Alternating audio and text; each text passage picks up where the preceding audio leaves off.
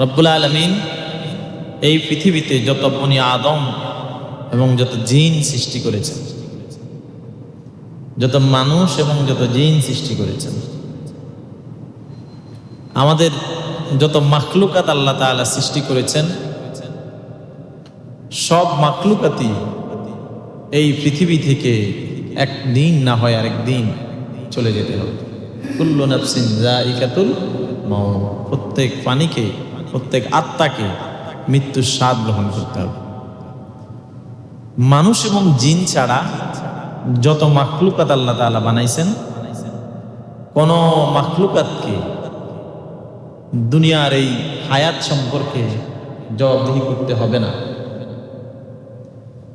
আমাদেরকে বানিয়ে আল্লাহ তাআলা স্পেশাল ডিক্লারেশন তিনি কোরআনুল কারিমে দিয়েছেন। কোরআনুল কারিমে রব্বুল আলামিন বলেন, ওয়ামা খালাকুতুল জিন্না ওয়াল ইনসা ইল্লা লিয়াবুদুন, আমি মানুষ এবং জিনকে এই পৃথিবীতে শুধুমাত্র আমার বন্দিগি করার জন্য, আমার গোলামি করার জন্য, আমার ইবাদত করার জন্য সৃষ্টি করেছি। যে মানুষ এবং জিন আল্লাহর নির্দেশের বাহিরে গিয়ে তারা জীবন যাপন করবে, আল্লাহর হুকুমকে সঠিকভাবে পালন করবে না, পরকালে সেই মানুষ এবং জিনকে আল্লাহর শাস্তির সম্মুখীন হতে হবে। যে মানুষ এবং জিন আল্লাহ তাআলা আমাদেরকে যেভাবে পৃথিবীতে তার গোলামি করার জন্য বলেছেন সেভাবে গোলামি করবে না, আল্লাহর হুকুমের বাহিরে নিজের মন মতো চলবে, তাদেরকে পরকালে শাস্তির সম্মুখীন হতে হবে। আর পৃথিবীতে মানুষ যেন পরীক্ষার সম্মুখীন হয় সেজন্য আল্লাহ ইবলিসকে আমাদের পিছনে লাগিয়ে দিয়েছেন। ইবলিসের সাথে ইমানদার মুমিন মুমিনাত বান্দা বান্দিগণ যুদ্ধ করে তারা আল্লাহর হুকুম পালন করবে, আল্লাহর গোলামি করবে, আল্লাহর বন্দিগি করবে। আল্লাহ তাআলা এটাই চেয়েছেন। এই পৃথিবীতে ইবাদত করতে গিয়ে মানুষ ইবলিসের প্ররোচনায় পড়ে পথভ্রষ্ট হয়ে যাবে, আর পথভ্রষ্ট হয়ে যেন জাহান্নামী না হয়ে যায় সেই জন্য আল্লাহ তাআলা কোরআনুল কারিমে সেই পথভ্রষ্টতা থেকে বাঁচার জন্য আমাদেরকে পদ্ধতি শিক্ষা দিয়েছেন, তার নাম হলো তওবা। পৃথিবীতে আদি মানুষ, প্রথম মানুষ হচ্ছে হযরত আদম আলাইহিস সালাতু ওয়াস সালাম। প্রথম মানুষ হচ্ছে হযরত আদম আলাইহিস সালাম। হযরত আদম আলাইহিস সালাতু ওয়াস সালাম থেকে আজাজিল ইবলিসের ডিউটি শুরু হয়েছে। আদম আলাইহিস সালাতু ওয়াস সালামকে ইবলিস গোমরা করেছে, আল্লাহর হুকুম অমান্য করতে বাধ্য করেছে। আল্লাহ রাব্বুল আলামিন কোরআনুল কারিমে হযরত আদম আলাইহিস সালাতু ওয়াস সালামের তওবার কথা বর্ণনা করে রব্বুল আলামিন বলেছেন, ফাতালাক্কা আদামু মির রাব্বিহি কালিমাতিন ফাতাবা আলাইহি ইন্নাহু হুয়াত তাওয়াবুর রহিম। আল্লাহ রাব্বুল আলামিন বলেন, আদম আলাইহিস সালাতু ওয়াস সালাম যখন ইবলিসের প্ররোচনায় পড়ে পথভ্রষ্ট হয়ে গেলেন, জান্নাত থেকে তাকে বহিষ্কার করা হলো। জান্নাত থেকে বহিষ্কার করে হযরত আদম আলাইহিস সালাতু ওয়াস সালামকে যখন দুনিয়াতে পাঠিয়ে দেওয়া হলো, আদম আলাইহিস সালাতু ওয়াস সালাম তার সেই ভুলের কারণে, অপরাধের কারণে, নিষিদ্ধ বৃক্ষের ফল ভক্ষণ করার কারণে দুনিয়াতে এসে তিনি লজ্জিত হয়ে গেলেন। আল্লাহর কাছে তিনি অনাবরতভাবে কান্নাকাটি করতে লাগলেন। আল্লাহ রাব্বুল আলামিন তার সেই অপরাধকে ক্ষমা করার জন্য, তার সেই অপরাধকে মার্জনা করার জন্য তাকে দোয়া শিখিয়ে দিয়েছেন, তাকে তওবা করার পদ্ধতি শিখিয়ে দিয়েছেন। আদম আলাইহিস সালাতু ওয়াস সালামের পিছনে ইবলিস কেন লেগেছেন? এই কথাটা আমরা সবাই জানি। কোরআনুল কারীমে রব্বুল আলামিন সূরা বাকারার মধ্যে ইরশাদ করেছেন, وَإِذْ قَالَ رَبُّكَ لِلْمَلَائِكَةِ إِنِّي جَاعِلٌ فِي الْأَرْضِ خَلِيفَةً। আল্লাহ নবী মুহাম্মদুর রাসূলুল্লাহ সাল্লাল্লাহু আলাইহি ওয়াসাল্লাম কি আদম আলাইহিস সালাতু ওয়াস সালামের সেই তওবার ঘটনাটা স্মরণ করে দিয়ে রব্বুল আলামিন বলেছেন, নবী স্মরণ করুন সেই সময়ের কথা যখন আল্লাহ রব্বুল আলামিন আসমানের সমস্ত ফেরেশতাদেরকে ডাক দিলেন পরামর্শ করার জন্য। ডাক দিয়ে রব্বুল আলামিন বলেন, ও আমার ফেরেশতারা শোনো, পৃথিবীতে জিনের বিপরীতে আমি তোমাদের জন্য এই পৃথিবীতে আমি আমার প্রতিনিধি প্রেরণ করতে চাই, মানব জাতি পাঠাতে চাই, আমার খলিফা সৃষ্টি করতে চাই। ফেরেশতারা আল্লাহ রাব্বুল আলামিনের এই পরামর্শের বিপরীতে বলেছেন, ক্বালু আতাজআলু ফীহা মান ইউফসিদু ফীহা ويسفك الدماء ويسفك الدماء ونحن نسبح بحمدك ونقدس لك। হে আল্লাহ, আপনি পৃথিবীতে এমন জাতি বানাবেন নাকি, এমন জাতি পাঠাবেন নাকি যারা সেখানে গিয়ে রক্তপাত ঘটাবে, যারা সেখানে গিয়ে দাঙ্গামা হাঙ্গামা সৃষ্টি করবে। বর্তমান সময়ে এই পৃথিবীর মানুষ রক্তপাত এবং দাঙ্গামা হাঙ্গামার সাথে জড়িত হয়েছে কিনা কথা বলতে হবে। জড়িত হয়েছে। এই যে এত হাজার বছর পরে পৃথিবীর মানুষ দাঙ্গামা হাঙ্গামার সাথে, রক্তপাতের সাথে, জানাবে বিচার, সুদ ঘুষ দুর্নীতি, চুরি, সন্ত্রাসী, সাদাবাজি, এই সমস্ত অভ্যাসের সাথে মানুষ জড়িত। এই কথা পরামর্শের দিন ফেরেশতারা আল্লাহ তাআলাকে পরামর্শ দিয়েছে। আসমানের সেই দিন ফেরেশতারা আল্লাহ তাআলাকে পরামর্শ দিয়েছে। ফেরেশতারা পরামর্শ কেন দিলেন? ফেরেশতাগণ পরামর্শ দিয়েছেন, তারা পূর্বের জিনদের থেকে শিক্ষা নিয়ে তারা পরামর্শ দিয়েছেন।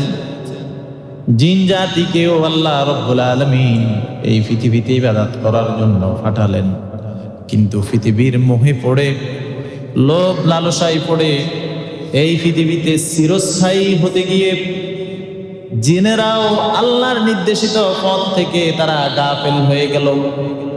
আল্লাহর দেওয়া পথ থেকে তারা পদচ্যুত হয়ে গেছে। সেই জন্য জিনদের থেকে শিক্ষা নিয়ে আল্লাহর ফেরেশতারা আল্লাহ রব্বুল আলামিনকে পরামর্শ দিলেন, রব্বুল আলামিন পৃথিবীতে এমন জাতি পাঠায়েন না যেই জাতি আপনার হুকুমের বিপরীতে নাচিদু ফিহা ওয়া ইয়াসফিকু দিমাআ ওয়া নাহনু নুসাব্বিহু বিহামদিকা ওয়া নুকদ্দিসু লাক। ফেরেশতারা বলল, রব্বুল আলামিন বরং আমরা এর থেকে আপনার ফুত পবিত্রতা ঘোষণা করতেছি, আমরা আপনার তাসবিহ মা লা তা'লামুন। ও আমার ফেরেশতারা, আমি যা জানি তোমরা তা জানো না। মানুষ, তোমরা তো আমার ইবাদত বন্দেগী করছো। আসমানে এক শ্রেণীর ফেরেশতা আছে, তারা আবাদুল আবাদ, রুকু অবস্থায় আছে, শুধু রুকুতেই থাকতেছে। এক শ্রেণীর ফেরেশতা আছে, এক দল ফেরেশতা আছে, তারা নামাজরত অবস্থায় দাঁড়িয়ে আছে। এক দল ফেরেশতা সাজদারত অবস্থায় দাঁড়িয়ে আছে। এক একজন এক একভাবে আল্লাহর গোলামিতে, আল্লাহর বন্দিগিতে তারা লিপ্ত আছে। এর বাহিরেও আল্লাহ মানুষ সৃষ্টি করেছেন, কারণ ফেরেশতারা তো কোনো অপরাধ করে না। ফেরেশতারা কি অপরাধ করে? অপরাধ করে না। অপরাধ মানুষ দুই কারণে করে। একটা হলো যৌন চাহিদার কারণে অপরাধ, আরেকটা হলো ভোগ বিলাসের কারণে অপরাধ। এই পৃথিবীতে যত পাপ আছে, যত অপরাধ আছে, দুটো সব পাপের মূলে আপনি হয় যৌন কোনো কানেকশন পাবেন, আর না হয় ভোগ বিলাস। এর বাহিরে কোনো পৃথিবীতে অপরাধ নাই, সব অপরাধী এ দুটোকে কেন্দ্র করে। এই জন্য আল্লাহ নবী বলেছেন যে এই ব্যক্তি আমাকে দুই পায়ের মধ্যবর্তী যে জায়গা লজ্জাস্থান এবং দুই সোয়ালের মধ্যবর্তী যে জায়গা জিহ্বা, এই দুটোর ব্যাপারে পাপ থেকে বেঁচে থাকার গ্যারান্টি দিতে পারবে, পাপ থেকে মুক্ত থাকার নিশ্চয়তা দিতে পারবে, আমি সেই উম্মতকে জান্নাতের গ্যারান্টি দিয়ে দিলাম। জিহ্বাকে সংযত রাখা, লজ্জাস্থানকে হেফাজত রাখা, এই দুটো অঙ্গকে যে ব্যক্তি সংযত রাখতে পারবে, হেফাজত রাখতে পারবে, আল্লাহ নবী বলেছেন আমি তাকে জান্নাতের গ্যারান্টি দিলাম। কারণ মানুষ সমস্ত গুনাহ করে এই কারণে, ঠিক কিনা? সমস্ত গুনাহ করে এই কারণে। সম্মানিত হাজির, আমরা তো গুনাহ করি, ফেরেশতারা গুনাহ করে না।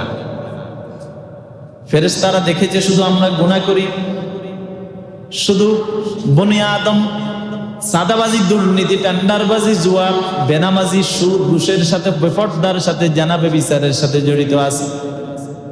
এই দৃশ্যটা ফেরেশতারা আল্লাহর কাছে তুলে ধরেছে, কিন্তু সেই দৃশ্যটা তুলে ধরে নাই।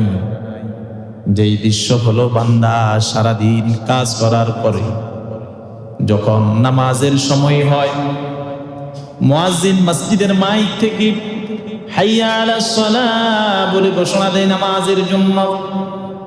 আল্লাহর কিছু কিছু বান্দা দুনিয়ার সমস্ত ভোগ বিলাসকে তুচ্ছ করে পিছনে ফেলে দিয়ে সালাত আদায় করার জন্য মসজিদে চলে আসেন। আবার কিছু কিছু বান্দা সারাদিন পরিশ্রম করে রাত্রের বেলা ঘুমানোর পরে, রাতের 1/3 পার হওয়ার পরে ঘুম থেকে জাগ্রত হয়ে কনকনে শীতের রজনীতে ঠান্ডা পানি দিয়ে ওযু করে তাহাজ্জুদের বিছানায় দাঁড়িয়ে যায়। 2-4 রাকাত 6 রাকাত তাহাজ্জুদের নামাজ পড়ে গভীর রাতে মানব জাতি যখন ঘুমিয়ে পড়ে, সমস্ত ফানিকুল যখন ঘুমিয়ে পড়ে, তখন তারা আল্লাহর কাছে হাত তুলে কান্নাকাটি করে, রব্বুল আলামিন দুনিয়ার পাপের লোভের কারণে শয়তানের প্ররোচনায় পড়ে গুনার কাজ করেছি, মেহেরবানি করে আপনি আমাদের গুনাহগুলোকে ক্ষমা করে দিন। ফেরেশতারা তো আল্লাহর কাছে এই কথা বলে নাই। এই জন্য আল্লাহ বলেছে ইন্নী আ'লামু, যেটা আমি জানি, মা লা তা'লামুন, সেটা তোমরা জানো না। আল্লাহ রাব্বুল আলামিন হযরত আদমকে বানানোর পরে ফেরেশতাদের সম্মুখীন করলেন সাজদা দেওয়ার জন্য।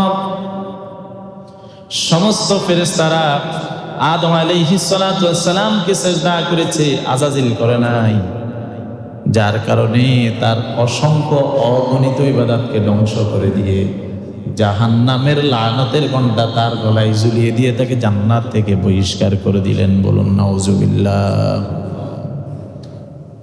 ইবলিসকে আল্লাহ তাআলা প্রশ্ন করলেন, قال ما منعك ألا تسجد إذا أمرتك قال أنا خير منهم خلقتني من نار وخلقته من طين।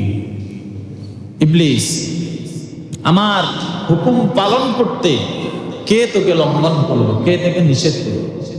ক্বালা মা মানাআকা আল্লা তাসজুদা ইযা আমারতুকা। তখন ইবলিস উত্তর দিল, ক্বালা আনা খায়রুম মিনহুম, আয় আল্লাহ আমি আদম থেকে শ্রেষ্ঠ। বলুন নাউজুবিল্লাহ। এই কথাটা হলো অহংকারী কথা।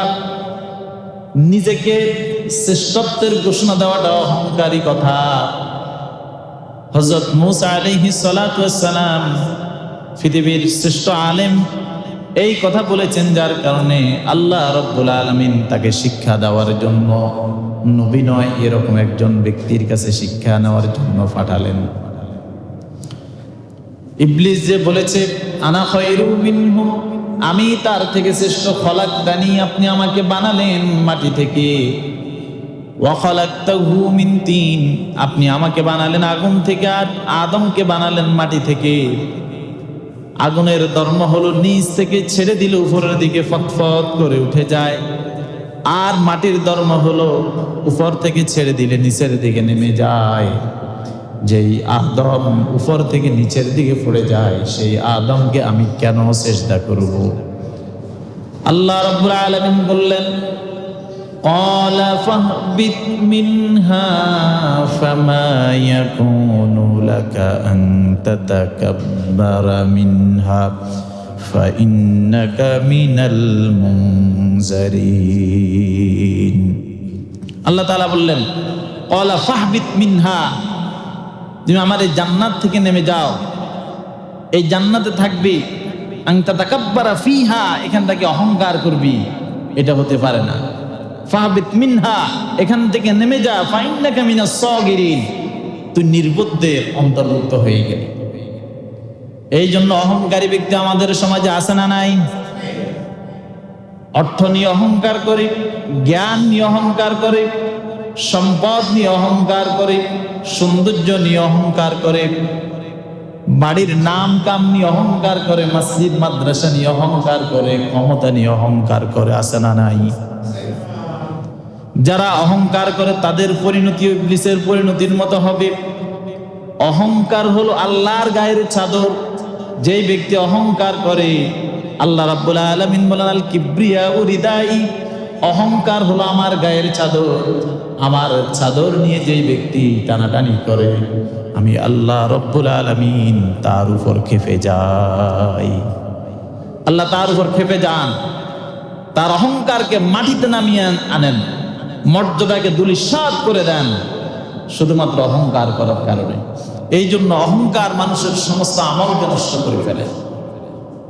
সম্মানিত হাজিরিন, সেদিন আদম আলাইহিস সালাতু ওয়াস সালামকে নামিয়ে দেওয়ার পরে আল্লাহ রাব্বুল আলামিন আল্লাহর কাছে মাপ চাওয়ার জন্য তাকে যে দোয়া শিখিয়ে দিলেন, যে কালিমা তাকে শিখিয়ে দিলেন, সেই কথাটা আল্লাহ তাআলা সূরা আরাফের মধ্যে বলেছেন, ক্বালা রাব্বানা যালামনা, পড়েন সবাই এটা, পড়েন সবাই, রাব্বানা যালামনা আনফুসানা ওয়া ইল্লাম তাগফির লানা ওয়া তারহামনা লানাকুনান্না মিনাল খাসিরিন। আয় আল্লাহ, রব্বানা, হে আমাদের রব, যালামনা, আমি আমার উপর জুলুম করেছি, অবিচার করেছি, আনফুসানা, আমার নফসের উপর, নিজের উপর, ওয়া ইল্লাম তাগফির লানা, আপনি যদি আমাকে ক্ষমা না করেন, লানাকুনান্না মিনাল খাসিরিন, আমি ক্ষতিগ্রস্তদের অন্তর্ভুক্ত হয়ে যাব। এই দোয়া আল্লাহ তাআলা হযরত আদমকে শিখিয়ে দিলেন। এই জন্য মাপ চাওয়ার, আল্লাহর কাছে মাপ চাওয়ার অন্যতম কালিমা হলো এই মুনাজাত। আমরা সবাই মুনাজাত করলে সর্বপ্রথম এই মুনাজাত দিয়ে শুরু করব, কারণ আল্লাহ তাআলা পৃথিবীর মানুষকে সর্বপ্রথম এই দোয়া শিখালেন গুনাহ থেকে মাপ চাওয়ার জন্য। এখন আসেন, শুধুমাত্র এই দোয়া পড়বো আবার গুনাহ করব? প্রতিনিয়ত গুনাহ করে মসজিদে এসে আল্লাহর কাছে হাত তুলে রব্বানা যালামনা আনফুসানা ওয়া ইল্লাম তাগফির লানা ওয়া তারহামনা লানাকুনান্না মিনাল খাসিরিন, এটা পড়বো? যদি তাই করি, প্রতিনিয়ত গুনাহ করি, মসজিদে এসে এটা বলি, গুনাহ মাফ হবে? গুনাহ মাফ হওয়ার যে পদ্ধতি কোরআনুল কারীম আল্লাহ তাআলা আমাদেরকে শিখিয়ে দিলেন। রব্বুল আলামিন তওবা কবুল হওয়ার জন্য, গুনাহ মাফ করার জন্য প্রথম যে শর্ত দিলেন, সেই শর্তটা কোরআনুল কারীম বলছি, ফামান তাবা মিন বা'দি যুলমিহি ওয়া আসলাহা ফাইন্নাল্লাহা ইয়াতুবু আলাইহি ইন্নাল্লাহা গফুরুর রহিম। যে ব্যক্তি গুনাহ করলো, ফামান তাবা মিন বা'দি যুলমি, যে ব্যক্তি গুনাহ করলো, আল্লাহর হুকুম অমান্য করলো, অমান্য করার পরে সেই গুনাহ ছেড়ে দিয়ে ফিরে আসলো। তওবা শব্দের আর বাংলা অর্থ হলো ফিরে আসা। আপনি একটা গুনাহতে লিপ্ত আছেন, 5 ওয়াক্ত সালাত আপনি প্রতিনিয়ত পড়েন না, এটা কি ছোট গুনাহ না বড় গুনাহ? আরো জোরে বলতে হবে, ছোট গুনাহ না বড় গুনাহ? বড় গুনাহ।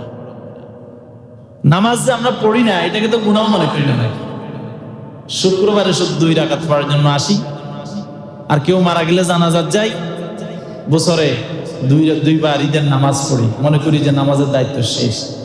আর 5 ওয়াক্ত নামাজের সময় মসজিদ খালি, এক কাতার মুসল্লি মসজিদে নাই। তো এই সমাজে যে এতজন মানুষ বসবাস করে, এই মানুষগুলোর উপর কি 5 ওয়াক্ত নামাজ ফরজ ছিল না? এই যে নামাজগুলো যে তরক আপনি করলেন, আপনি কবিরা গুনাহ করলেন না?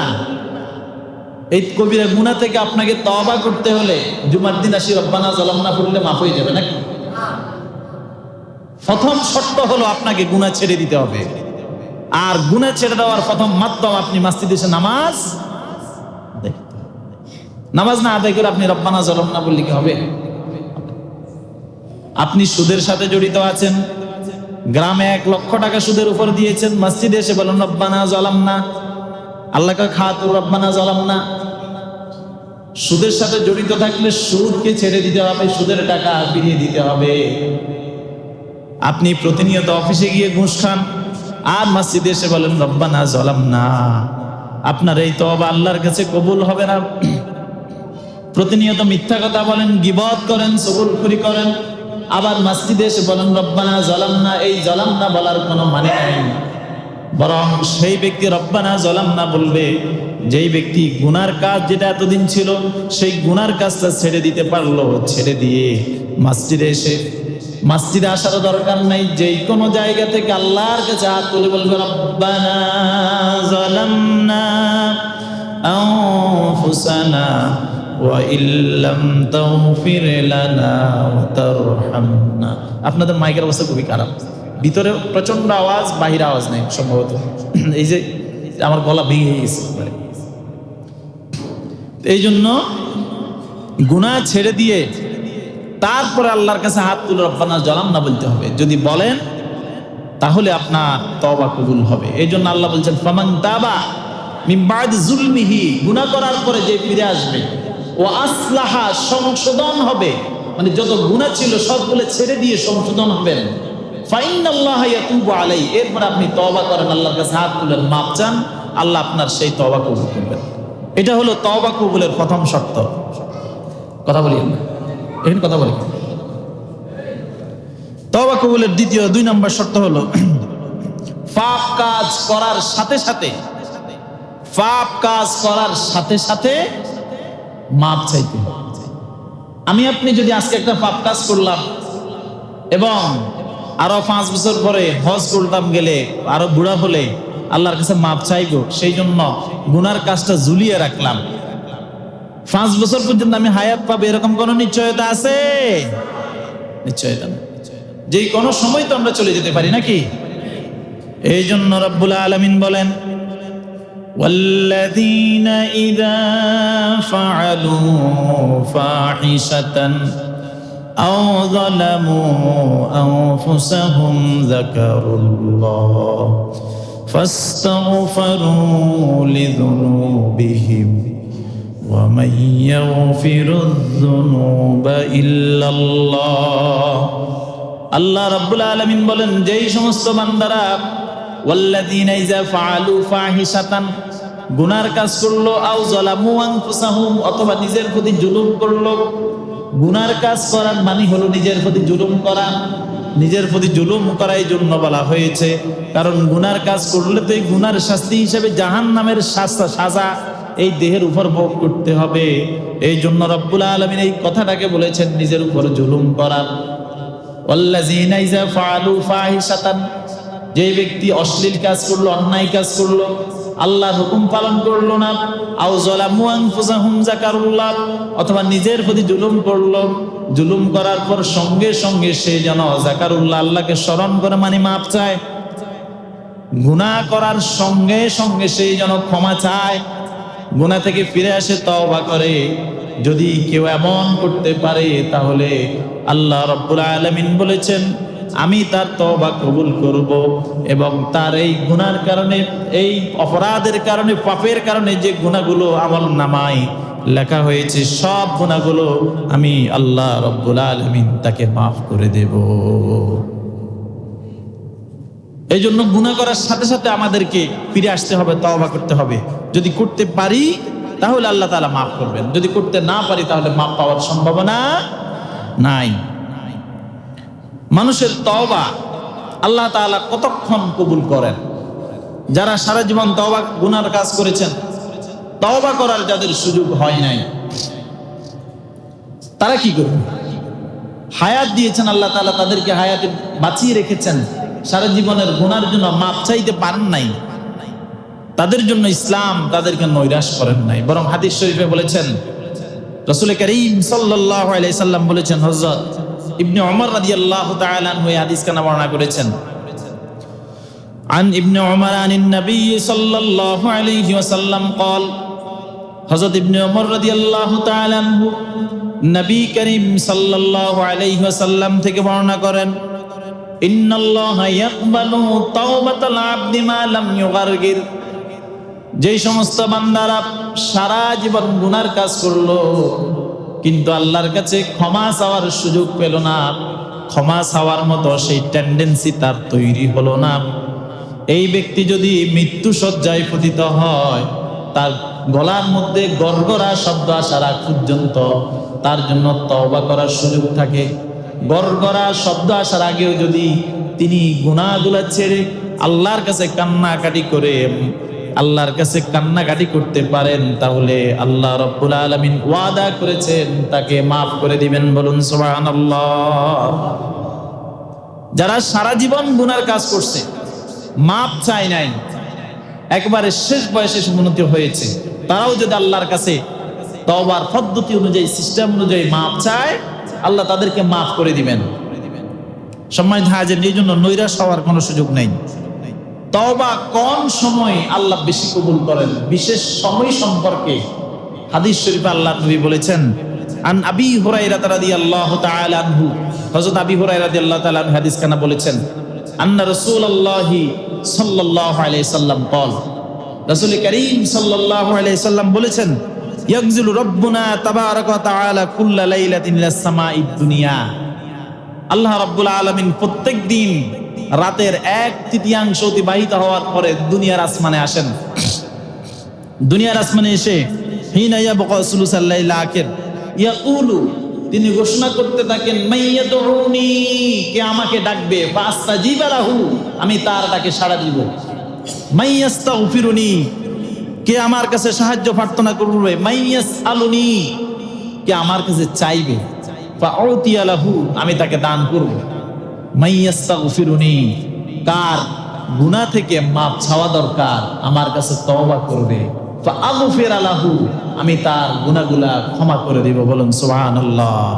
তাহলে কোন সময়কে উদ্দেশ্য করে বলেছেন? শেষ ওয়াক্ত, রাতের শেষ ভাগ, অর্থাৎ তাহাজ্জুদের সময়। এই হাদিসে তাহাজ্জুদকে গুরুত্ব দেওয়া হয়েছে। তওবা যে ব্যক্তি আল্লাহর নির্দেশিত পথ অনুযায়ী, রাসূলের শিখানো পদ্ধতিতে যে ব্যক্তি তওবা করতে পারবে, এতদিন আপনি সালাত আদায় করেন না, জীবনের 50 বছর শেষ, নামাজ পড়েন না, আপনার অধিকাংশ নামাজ কাজা হয়ে গেছে, অধিকাংশ রোজা আপনি রাখেন নাই, জানা আপনি বিচার, এই সমস্ত গুনাহের সাথে আপনি লিপ্ত ছিলেন, কিন্তু দাওয়াত পান না, আজকে দাওয়াত পেলেন। দাওয়াত পাওয়ার পরে যদি আপনার অন্তরে সুদয় বুদ্ধির উদয় হয়, আপনি যদি আল্লাহর কাছে ঠিক মতো ক্ষমা চাইতে পারেন, আল্লাহর নির্দেশিত শিখানো পদ্ধতিতে তওবা করতে পারেন, তাহলে আল্লাহ তাআলা আপনাকে সুসংবাদ দিয়েছেন। কোরআনুল কারীম রব্বুল আলামিন বলেছেন, ইল্লা মান তাবা ওয়া আমানা ওয়া আমিলা সালিহান ফাউলাইকা ইউবাদদিলুল্লাহু সাইয়্যাতিহিম হাসানাতিন ওয়া কানাল্লাহু গফুরুর রহিমা। যেই ব্যক্তি ইল্লা মান তাবা, যে ব্যক্তি তওবা করলো, ওয়া আমানা ঈমান আনলো, ওয়া আমিলা আমিলান সালিহা, এবং নেক কাজ করলো, আল্লাহ রাব্বুল আলামিন তার তওবা শুধু কবুলই করবেন না, ফাউলাইকা ইউবাদদিলুল্লাহু সাইয়্যাতিহিম হাসানাতিন, অতীতের সমস্ত গুনাহগুলোকে আল্লাহ রাব্বুল আলামিন নেক দ্বারা পরিবর্তন করে দিবেন। একথা শোনার পরে একজন ব্যক্তি সুবহানাল্লাহ বললেন না। আপনার সন্তুষ্ট হন নাই, গুনাহ নিয়ে সবাই কবরে যেতে চায়। আপনি 1 কোটি টাকা ঋণ, যদি বলতাম আপনার 1 কোটি টাকা ঋণ আছে, হঠাৎ করে মোবাইলে মেসেজ এসলো, মেসেজ করে দেখলেন ভাই আপনি তো 1 কোটি টাকা ব্যাংকের ঋণ এখন নেই, বরং আপনার অ্যাকাউন্টে 1 কোটি টাকা এসছে, এই মেসেজ দেখলে আপনার না চাকরি চাইতে, হ্যাঁ খুশি তো না বান্দা? এ সময় অনেকে সেজদাও দিত, সুবহানাল্লাহ আরো জোরে বলতো, সুবহানাল্লাহ না বললে হুল্লুল হইলো বলতো কি না? এখন আপনাকে শোনাইলাম, আপনি সারা জীবন গুনার কাজ করছেন, যদি আল্লাহর কাছে আল্লাহ শিখানো পদ্ধতিতে তওবা করতে পারেন, আল্লাহ আপনার সবগুলো গুনাহ শুধু মাফি করবেন না, বরং নেক দ্বারা পরিবর্তন করবেন। এই কথা শুনে আপনি চুপ করে বসে আছেন। সবগুলো গুনাহ ক্ষমা করে আল্লাহ আপনার নেক দ্বারা পরিবর্তন করে দিবেন, বলুন সুবহানাল্লাহ। তবে বান্দার হক যারা নষ্ট করে, বান্দার হকের জন্য বান্দার কাছে মাপ চাইতে হবে। আল্লাহ তাআলা আমাদের সকলকে আমল করার তৌফিক দান করুক, সকলে বলি আমিন। আর কেউ যদি তওবা না করেন তাহলে তার জন্য জাহান্নামের শাস্তি অবধারিত। আল্লাহ আমাদের সকলকে কবুল করুক, সকল বলি আমিন। ওয়া মা আলাইনা ইল্লাল বালাগ, যারা ক্বাবলাল জমা পড়েন